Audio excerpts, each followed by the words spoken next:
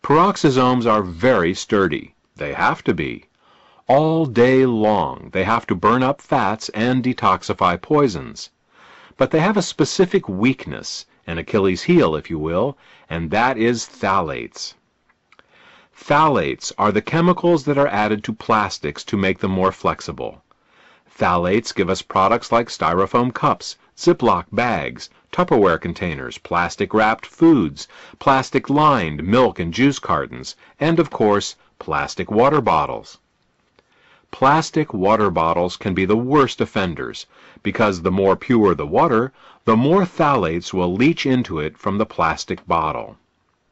It's a cruel irony that health-conscious people who drink bottled water are actually taking in more toxins from their plastic water bottles than they would get from drinking unfiltered city tap water.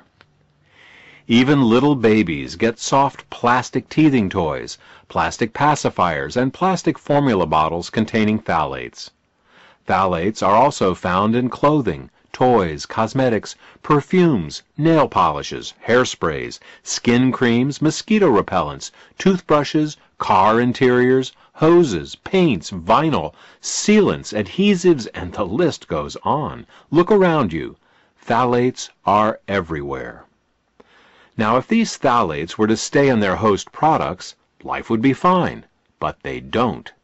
You see, phthalates aren't chemically bound to the materials they are added to.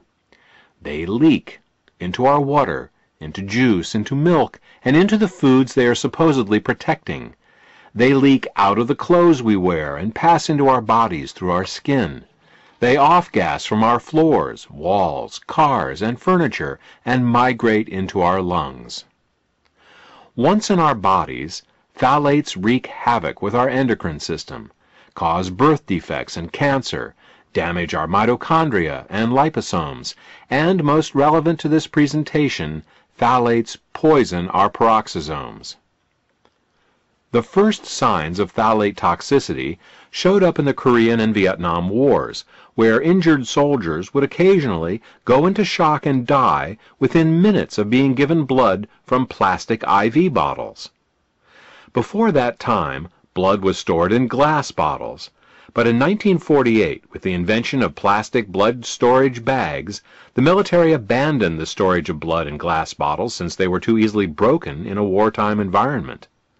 Unfortunately, the phthalates leaked from the plastic bags into the stored blood and then were poured directly into those poor soldiers' bodies. Many good men died not from their wounds, but from phthalate toxicity. Medical researchers, who noticed that a greater number of men died of shock in these modern wars, attributed that fact to the hotter climates, but phthalates were the more likely culprit. Now, peroxisomes can take a lot of damage. In fact, they are specifically built to be able to break down toxic chemicals, but they can't handle phthalates. And these are the very toxins to which we are most frequently exposed. In fact, phthalates are the #1 toxin in the body. An amazing 3 milligrams of them may be absorbed in a single day. Put another way, you will eat, drink, or inhale over 18 teaspoons of phthalates in your lifetime. Many health-conscious people now eat organic foods to minimize their pesticide exposure, which, of course, is an excellent idea. But what they are unaware of is that phthalates are even more toxic than many pesticides, and that in an average day we absorb many more phthalates than we do pesticides. So, to keep the peroxisomes healthy, the first thing you have to do is to get the plastic out. You can do this by minimizing your exposure to plastics. Unfortunately, avoiding all plastics is virtually impossible in the modern world, which brings us to the second thing we need to do. We need to actively remove the phthalates from our bodies. This can be accomplished in 2 ways. The first method is to take regular saunas. A certain amount of phthalates can be removed with a good old-fashioned sweat, and this is something each of us should be sure to do at least once a month. Unfortunately, this can only get rid of the phthalates that are in the skin and fat. To get the phthalates out of the deeper internal organs, we need to employ another technique. To get the deep-seated phthalates out of the body, we need to use our innate glutathione detoxification system. Glutathione is the body's main detoxifier, and, fortunately, it can remove phthalates. Outside of detoxifying poisons, the main function of the peroxisomes is to burn fat. So, when our cells sense that fat and oil consumption has increased, they produce more peroxisomes to help metabolize them. Likewise, if they sense that less fats and oils are being consumed, they decrease in number. One of the main ways that our cells determine how much fat and oil we are consuming is to monitor the level of sitosterols in our body. Since sitosterols are always found in fats and oils, this gives the cells a way to determine the amount being consumed, and then to increase or decrease peroxisome production accordingly. This peroxisome regulation system worked flawlessly, right up until the time fats and oils began being mass-produced in the last century. You see, fat and oil production companies don't like sitosterols.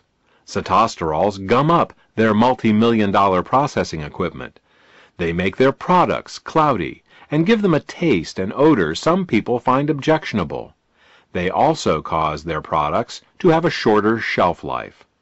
So what did these companies do? You guessed it. They filtered out all the sitosterols from their products. So what happens when you eat these unnatural sitosterol-free foods? The cells are misled into thinking that the fat and oil consumption is much lower than it actually is. Over time, this causes a decrease in the number of peroxisomes. Since peroxisomes burn fat in the cells, less peroxisomes mean less fat-burning capability. This can cause fat to be put in storage around the body, and not just in the thighs and around the waist. In fact, fat can accumulate virtually anywhere in the body. When fat accumulates in the arteries, it is called atherosclerosis. Fat accumulation under the skin is called cellulite. Fat can and does accumulate in every organ, including the heart, brain, lungs, nerves, liver, bone marrow, and the spleen, to name but a few. So, what can we do? First, stop eating refined fats and oils. In this manner, your cells won't be blindsided by fats and oils they can't sense. Second, consider increasing your intake of sitosterols. This way, you can stimulate the production of more peroxisomes and start the process of burning all that accumulated fat out of your body. According to the Centers for Disease Control, 57% of Americans are overweight, and nearly 1/4 of our population is clinically obese. Detoxification, diet, exercise, and peroxisomes. A complete weight loss program must take all 4 of these subjects into consideration. So, let's recap.